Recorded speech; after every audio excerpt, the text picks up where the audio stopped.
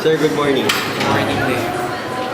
Sir, here are some questions for why do you choose UST and why BS Chemical Engineering? And actually, thinking of about UST, yung time kasi na nag-aral ako dito sa UST, yun yung time na 4th year sa alala ko yung ate. Actually, wala akong specific school in mind. Diba? Actually, ang two school lang na napasa ko is LaSalle and UST. So, LaSalle is Civil Engineering and then UST is Cheming. Pero yun nga, interesado kasi ako sa Cheming more than the sciences like chemistry, diba? Kasi feel ko parang ay, ganda ng pakinggan, Cheming. Diba? Pangalan kasi. Oh, pangalan pala. Pero actually, wala akong idea kung ano talaga yung Cheming per se. Pero ang alam ko lang, high school ako, umilig ako sa chemistry. And that's it. Next po. Pwede po ba kayo magbigay ng iba't ibang memorable experiences na naranasan niyo po sa loob ng UST? Actually, sobrang daming experience na worth remembering talaga sa UST. Siyempre, una yung mga tao. Diba? Kasama na dyan yung friends mo. Kasama na dyan yung, hindi lang friends, pati yung ibang, actually, iba-ibang courses eh. Kasi ako nagkaroon ng chance maka-interact sila. Kasi first year pa lang kami, hindi naman kami block section like CHE lang. So, kasama namin yung CACE. So, pagdating namin na higher years, halo-halo talaga. Tapos, prof. So, actually, yung prof kasi ngayon sa UST, CHE department, mga bago na. Pero, yung mga talagang matatagal na, talagang kahit na gano'n yung edad nila, really, mabilis sila kausap. Tapos talagang friendly. Makausap pa talaga sila anytime. Tapos, syempre, Paskuhan. Sino ba naman makakalimut sa Paskuhan? Kaya, sa Paskuhan this year, first time yung magpapaskuhan, pumunta kayo. Tapos, enjoyin nyo. What else? Actually, ano pa ba? Ulan. Good. Siyempre sa UST, memorable talaga yung ulan. Hindi mawawala yung ulan, yung bagyo. Kumbaga, sabi nga nila, hindi ka tunay na tumasyal pag hindi ka nakaranas ng bagyo habang nasa UST ka. So yun lang yung naalala kong memorable experience ko sa UST. Next topic naman po tayo. Sa career niyo naman, pwede niyo po ba i-describe sa akin yung pagiging isang proposal engineer? Ayun, actually, yung proposal engineer kasi, ano siya, more on sa office kami nag-work. Pero highly technical siya and commercial na aspect ng pagiging engineer. Kasi, syempre hindi kayo masyado familiar sa Emerson kasi under Rosemount. Rosemount yung product. So, probably you could do some research. Ano siya, more on transmitters. So, wala pa kayong idea kasi may higher year subject siya. So, more on process control. So, basically, kapag si customer, like, kunwari example lang, Petron, kailangan nila ng specific pressure transmitter. So, what they need to do is provide us with their specification or data sheets. Yung data sheets, process information, like, ano ba yung pressure na tangke nila or pipeline, temp, etc. So, from that point, dyan kami magbibuild ng model. So, sa Emerson kasi meron kaming model string. So, probably if you could research about it, makikita mo ano dyan is, for example, 3051 pressure transmitter. So, we build model string. Tapos, we provide customer that. Yes sir, nandun di ba nasabi niya rin yung mga ginagawa? Eh habang nasa trabaho po ba, may mga kasama rin po ba kayo mga tumasya? Oo, actually, may kabatch ako kasama doon. At the same time, meron mga higher batches na actually ngayon wala na sila sa Emerson kasi nagkaroon ng transfer of office due to distance. Pero, nabutan ko naman sila and kung titingnan mo, kasi doon sa pinaka-specific field na yun, syempre kaya kasama ko yung mga batch ko kasi karamihan ng mga nag-work doon sa department namin, either chemical engineer or instrumentation and controls engineer. Sa ano naman po? Ano yung mga sikreto niyo para umabot sa ganyan yung stage? Actually, hindi ko alam kung sikreto ba siya, pero I think, dapat habang student ka, kailangan talaga you really need to have parang a goal. Diba? Goal. Yung goal kasi, yun nga, sabi ko nga, nag-talk rin ako, sabi ko sa kanila, a goal without a deadline is just a wish. So, ibig sabihin, if your goal is not clear enough, mahirapan ka ma-achieve yung success eh. So example ngayon, first year kayo, chemical engineering student, dapat goal nyo, deadline nyo sa sarili nyo, after 5 years, kailangan chemical engineering graduate na. Then probably after 8 months, board exam, certified chemical engineer ka na. So basically, there's no specific formula or secret. Just hard work, just really focus. You have to have a clear deadline or dream. And of course, ito laging, this is very, very important. Hindi lang pwedeng panay utak at physical lang. Kailangan you need to have God. Diba? Kailangan you need to trust God. Diba? God placed you in that course kasi He will definitely make you succeed in that course. So, yun. Sir, next naman po. Yung sa ngayon, di ba maganda naman po yung stability ng work nyo? May mga mabibigay po ba kayo sa amin na mga future plans nyo for the next years? Future plans? Actually, in a span of around 10 months nga sa work, nakakuha kagad ako ng promotion eh. Actually, yung promotion, hindi lang siya minsan performance-based eh. Kailangan may opportunity din eh. Pero kung tatanungin niyo ko yung long-term goal, actually, I plan to go back sa studies. So, gusto ko kumuha ng technology management. Or, pwede rin naman masters in Chem-Eng. Actually, marami naman akong kinoconsider. So far yun yung gusto kong goal. And eventually, ayoko naman manatiling employee lang. Gusto ko rin maging employee.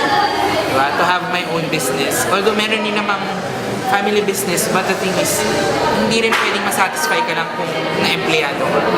So, kaya goal ko rin magkaroon ng business at the end of probably a few years, 3 years or so. Sir, pwede ba kayo magbigay sa amin ng mga future career opportunities para sa mga kagaya naming freshmen?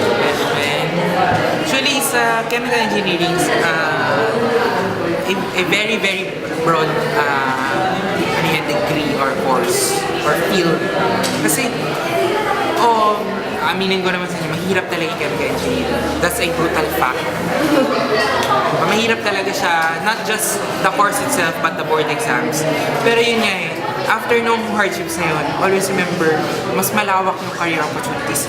Try to search sa Wikipedia, chemical engineering or branches or subdivisions of chemical engineering. There are a lot, from food to semicon, electrical, something electrical, to process. Pwede tayo ilagay doon. Kasi kung mapapansin nyo, chemical engineering, we're talking about processes, chemical processes. Kunwari sa ECE, kasi usually ECE semicon, kunwari, hindi ka naman makakabuo ng semicon ng walang chemical reactions. There's always a chemical engineer there. Diba? Pero kung tatanungin niyo ako traditionally, diba? Traditional work ng isang Chem-Eng, oil and gas. So, Petron, Shell,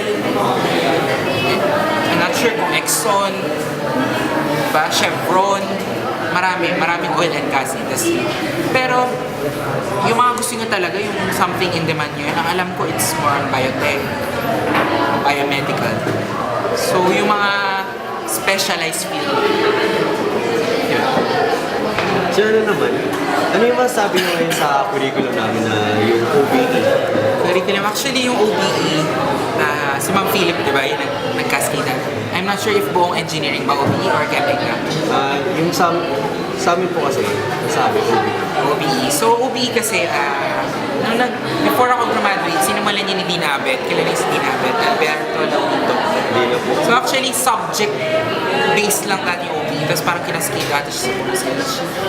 I can say, mas okay yung OBE rather than focusing on yung dati. Kasi in the first place, OBE, hindi lang siya nagpo-focus sa exam. Diba? Homework. So, kailangan yung tignan yung outside feeling. OBE kasi tinitingnan niya, how do you really perform?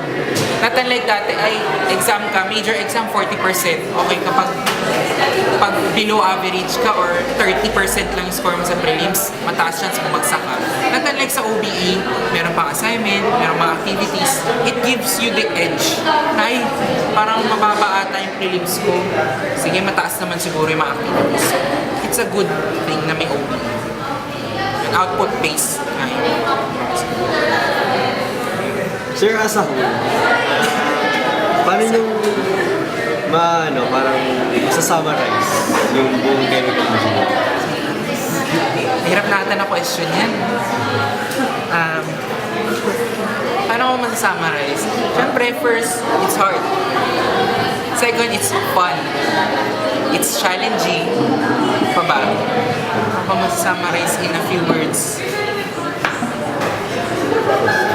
Fun, challenging, exciting. Actually, yun eh. That's each year. Diba? You get to enjoy the hardships of a college student. At the same time, you need to enjoy it. Diba? Yun lang sa tingin ko si HE. Pero yun nga, promise, mahirap man siya ngayon. Mahirap pa ng chemistry. Diba? Hindi nga pa natin susubukan yung mga major subjects. Mahirap siya. That's a brutal fact. Pero yun nga, lagi sinasabi ko sa sarili ko, ang isang bagay, it will always remain hard if it's in your head. So, kapag yung laman ng isipan mo is to succeed, you will always do your part para ma-eliminate yung hardship concept. And yun lang. Pwede rin. Tapos ano pa, yung learning style ba? Learning style. Diba yung learning style? Ano yan? Yung exam yan? Study habits po, parang gano'n. Study habits. Paano ba? Actually, mahirap i-impose minsan yung study habits. Kung hindi mo talaga siya nakasanayan, hindi ka magiging successful doon. So kaya nga, speaking of learning style, you need to know your learning style. Visual learner ka ba? Auditory ka ba? Diba? So, pero kalimitan, visual learner. So ako kasi nung student ako, I always make it a point na sinusulat ko sa index card yung mga learnings. Like, kunwari may set of formulas, lalagay ko siya sa index card. Para hindi ko na bubuklatin yung libro or hindi ko na bubuklatin yung notebook ko. Like, ito yung formula. Actually, nung board exam, isang ring yung nagawa kong formulas. So, sobrang dami talaga. Tapos what else? Advanced study. Mahirap pero kailangan. Sa CHE, hindi pwedeng the day before ka nag-aaral. Not unless between life or death na ay ang dami mong subject inaral prior to that day na nakalimutan mo na aralin itong subject. Yun. Kasi I'm pretty sure along the way, ma-experience nyo yung instance na ay ganito yung exam nyo, bukas may exam na naman. So, kailangan marunong kayo mag-advance. Kasi kapag nag-advance study kayo, meron kayong leeway na ay hindi ko na-gets tong topic na to. Tanongin ko naman si ma'am or si sir bukas. Like yung ganun. As simple as that. Tapos, lagi sinasabi ko to sa mga nakikilala kong freshmen or any student, do not be afraid to ask your professors.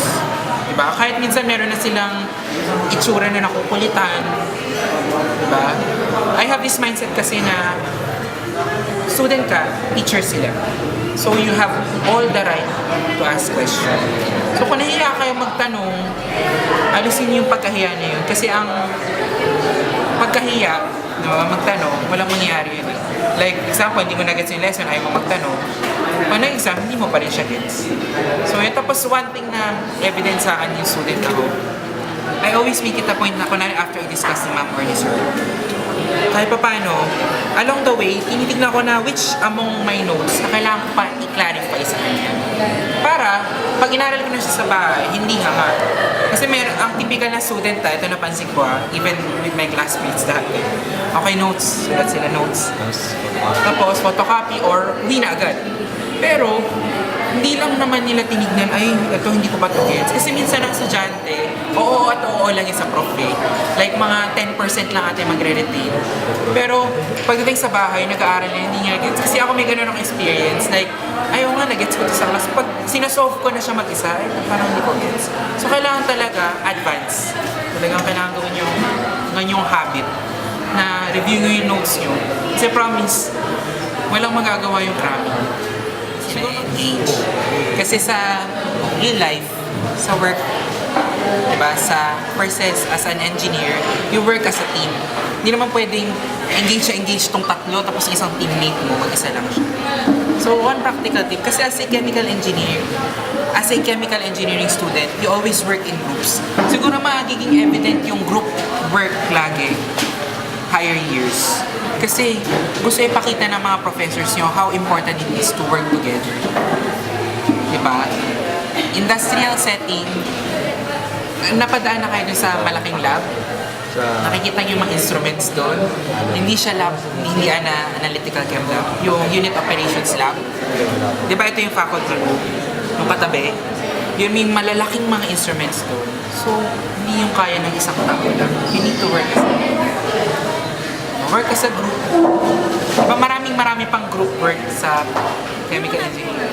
Sir, salamat po dahil nagbigay kayo ng talk at in-inspire nyo kami na mas mahalin yung chemical engineering.